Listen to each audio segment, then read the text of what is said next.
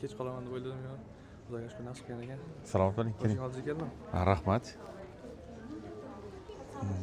Hali birinchi nashrdan olgan ekansiz-da? Albatta, o'sha kitobda birinchi chiqqan paytlarda u payt student edim. Ovqatga pul yo'q paytlar, pullar yig'ib, borib skidka deganni eshitib yugurib borib olib kelgan paytlarim edi. Bundan 4 yil bo'ldi. Rahmat. Ismingiz? Ismim Hayotbek. Hayotbek.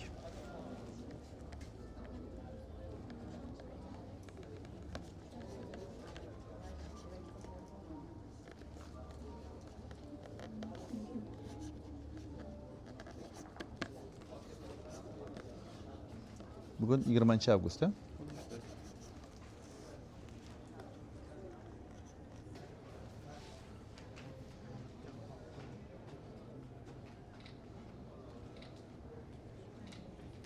Hayotbek, sizga bitta sovg'am bor.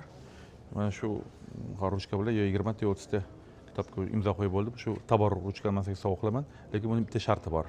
Siz o'zingizni kitobingizga yozishingiz shart va o'sha kitobga avtograflarni mana shu ruchkada qo'yasiz. Xudo xolasa. Rahmat kattakon.